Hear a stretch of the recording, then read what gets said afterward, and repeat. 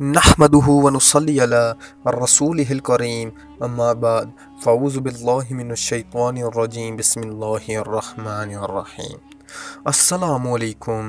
मेरा नाम है उमर जहाज़ और आप देख रहे हैं मेरा चैनल द रिसर्च।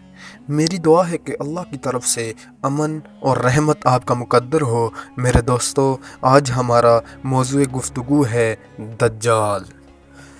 कुरान में अल्लाह ताला ने क़ुर्ब क़यामत में मसीह अल-दज्जाल के ख़ुरूज का ज़िक्र फरमाया है। यहूदी दज्जाल को अमन का अलमदार कहते हैं और वो उसकी तैयारियों में लगे हुए हैं।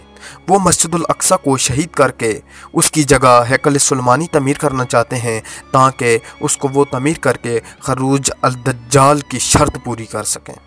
एक रवायत में है कि जंग अज़ीम अल-मलहमत अल-कुबरा अरमैगेडन के शुरू होने के 6 साल बाद फ़तह कुस्तुनतुनिया होगा, फिर 7वें साल दज्जाल निकलेगा। जंग अज़ीम में मुसलमानों और काफरों के दरमियान जंग होगी। दज्जाल यहूदियों में से होगा।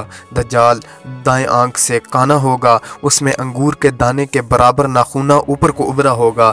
ये सारा हिस्सा बग़ैर स्याही वाले हिस्से के होगा, जिससे नज़र आता है उसका रंग सुर्खी माइल होगा, कद छोटा होगा, उसकी टांगें टेढ़ी होंगी, बाल हबशियों की तरह लच्छेदार होंगे। उसके माथे पर लफ्ज़ काफ़िर लिखा होगा, जिसको हर कामिल ईमान वाला पढ़ सकेगा। दज्जाल सफ़ेद गधे पर सवार करेगा। शुरू में वो शाम, इराक और ईरान के इलाकों में ज़ाहिर होगा। अपने नबी होने का दावा करेगा। उसके बाद वो अस्फ़हान जाएगा, जहाँ 80,000 यहूदी उस पर ईमान लाएंगे। हज़ूर सल्लल्लाहु अलैहि वसल्लम एक दिन सहाबा को एक आदमी तमीमुद्दारी रज़ी अल्लाह ताला अन्हु, जो पहले ईसाई थे अब मुसलमान हो गए थे, के मुतल्लिक बताया और फरमाया, मैंने जो दज्जाल के मुतल्लिक तुमको बताया था उसी के मुतल्लिक हज़रत तमीम रज़ी अल्लाह ताला अन्हु अपना वाक़या बयां करते हुए कहते हैं कि मैं एक दिन साथियों के साथ समंदर में सफ़र कर रहा था कि अचानक तूफ़ान आ गया। वो तूफ़ान 30 दिन तक रहा। उसके बाद हमें एक जजीरा नज़र आया। हम वहाँ चले गए। हमें वहाँ एक मादा जो पाया नज़र आया। उसके जिस्म पर इस कसरत से बाल थे कि उसके अगले पिछले हिस्से का पता नहीं चल रहा था। हमने उससे पूछा, तू क्या चीज़ है? तो उस जानवर ने कहा, मैं जासूस हूँ दज्जाल की। तुम लोग उस दज्जाल के पास जाओ जो राहब के इबादत खाने में मौजूद है और तुमसे मालूमात हासिल करना चाहता है। वो सहाबी कहते हैं कि हम लोग डर गए। हमने सोचा कि यह ज़रूर शैतान या भूतनी है। फिर हम वहाँ इबादत खाने की तरफ गए तो वहाँ देखा कि एक बहुत बड़ा आदमी जंजीरों के साथ बंधा हुआ है। उसके दोनों हाथ गद्दी पर बंधे हुए हैं और उसकी टांगें बेड़ियों के साथ जकड़ी हुई हैं। हमने उससे पूछा, तुम कौन हो? उसने कहा, पहले तुम अपने मुतालिक बताओ।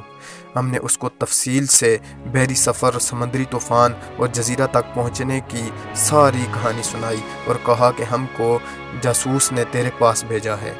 तो उस शख्स ने हमसे पूछा, क्या बेसान की खजूरें फल देती हैं? हमने कहा हाँ।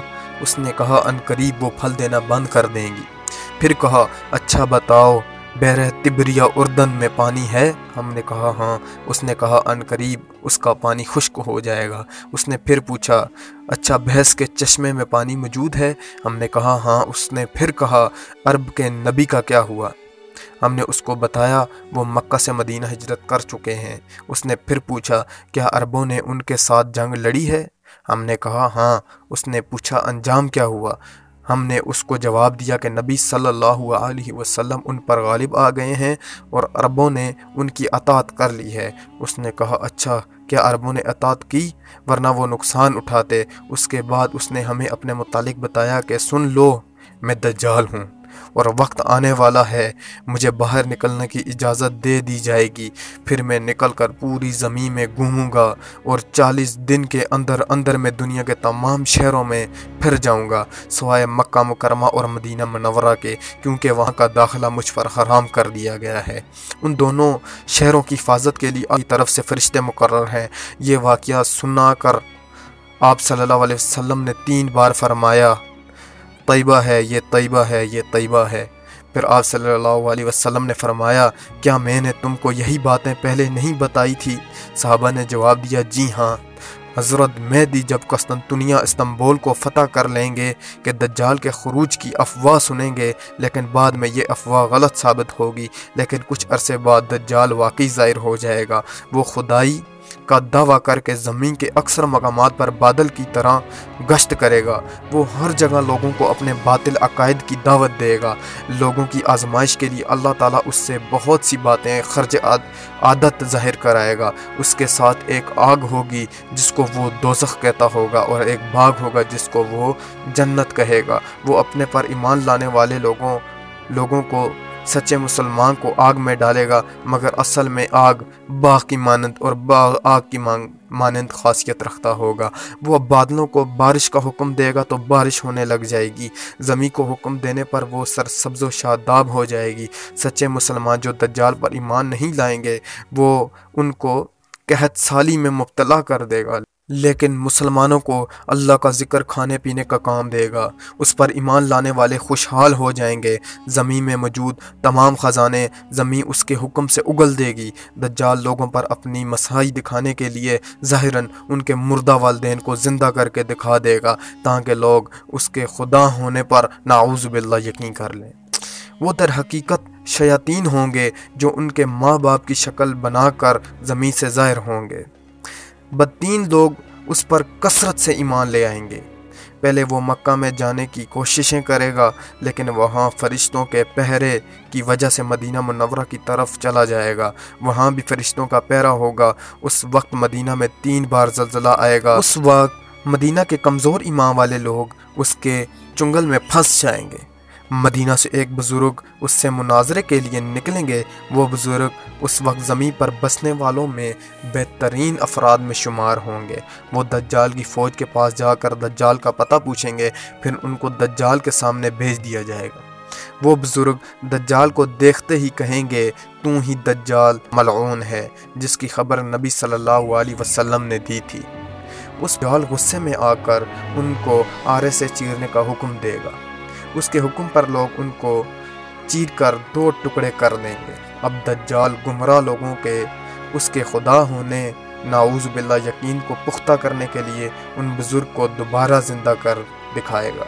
اصل میں وہ زندگی اللہ تعالیٰ کی طرف سے عطا کی جائے گی۔ وہ بزرگ پھر زندہ ہو کر کہیں گے، اب تو مجھ کو پورا یقین ہو گیا کہ تو ہی مردود دجال ہے جس کی خبر نبی صلی اللہ علیہ وسلم نے دی تھی۔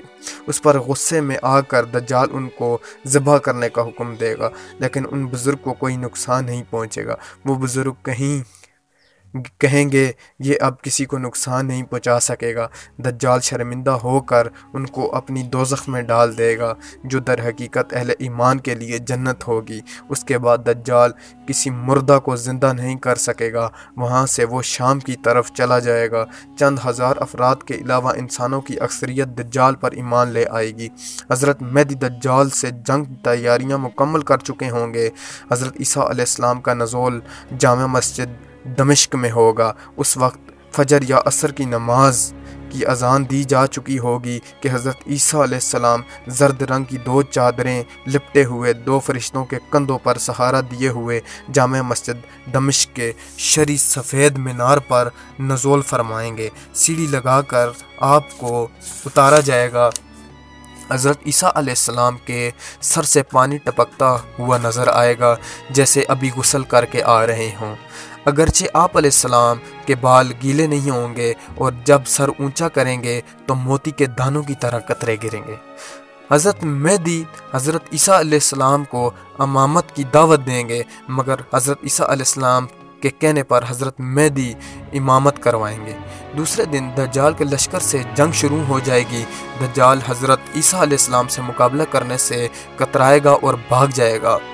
مقام لد اسرائیل میں حضرت عیسیٰ علیہ السلام کے ہاتھوں مارا جائے گا۔ حضرت عیسیٰ علیہ السلام کے ہاتھوں دجال کے مارے جانے کے بعد دجال کی فوج جو یہودیوں پر مشتمل ہوگی ان کو کوئی چیز پناہ نہیں دے گی سوائے درخت غرگت کے جو ان کو پناہ دے گا۔ یہ درخت یہودیوں کے ہاں بڑا متبرک مانا جاتا ہے۔ وہ اسرائیل میں آج کل اس کی بہت تیزی سے کاشت جاری ہے۔ باقی درخت اور پتھر وغیرہ اپنی آوٹ میں یہودی کے چھپنے پر پکار کر مسلمان کو ان کی خبریں دیں گے اور قتل کرنے کا کہیں گے۔ یہودیوں کو عبرتناک شکست ہوگی، صلیب توڑ دی جائے گی، سارے عالم میں اسلام کا بول بالا ہوگا۔ دجال کے خاتمے کے بعد حضرت مہدی اور حضرت عیسیٰ علیہ السلام ان شہروں میں جا کر لوگوں کو تسلی دیں گے جن کو دجال نے نقصان پہنچایا تھا۔ ان لوگوں کو اللہ تعالیٰ کی طرف سے اجر عظیم کی خوشخبری دیں گے اور ان کی مدد کی جائے گی۔ اس کے چند سالوں تک حضرت مہدی زندہ رہیں گے۔ آپ کی وفات کے بعد حضرت عیسیٰ علیہ السلام امام عادل اور حاکم و مصنف کی حیثیت سے دنیا میں رہیں گے۔ حضرت عیسیٰ علیہ السلام کے دور میں یاجوج ماجوج کا نزول ہوگا۔ اور میرے دوستو، یہودی دجال کے آنے کا پورا انتظام کر چکے ہیں۔ فری میسن اور ایلومینیٹی جیسی اور بھی تنظیمیں دجال کے لیے دن رات کام کر رہی ہیں، اور ان کی یہ سوچ ہے کہ ڈیجیٹل ٹیکنالوجی اور بینک اکاؤنٹ سے مسلمان کے اثاثہ قبضے میں کر کے مسلمان کے ایمان کو کمزور کرنا ہے، اور یہودی ہمیں اندر سے کھوکھلا کر رہے ہیں اور ہمیں مکروس کر رہے ہیں۔ IMF ادارہ بھی انہی کا ہے، ہر مسلمان ممالک آج ان کا مکروز ہے۔ میرے مسلمان بھائیوں، وقت کی نزاکت کو سمجھو۔ جس طرح وہ تیاریاں کر رہے ہیں اپنے مسیح کے آنے کی، ہم بھی لازمی تیاری کریں اسلام کے دشمن دجال کے آنے کی۔ اللہ تعالی ہمیں دین کی محبت عطا فرمائے۔ ہمارے چینل کو لازمی سبسکرائب کریے گا، ساتھ میں بیل کا آئیکن لازمی دبائیے گا۔ اپنا خیال رکھیے گا اور ہمیں دعا میں یاد رکھیے گا۔ والسلام فی امان اللہ۔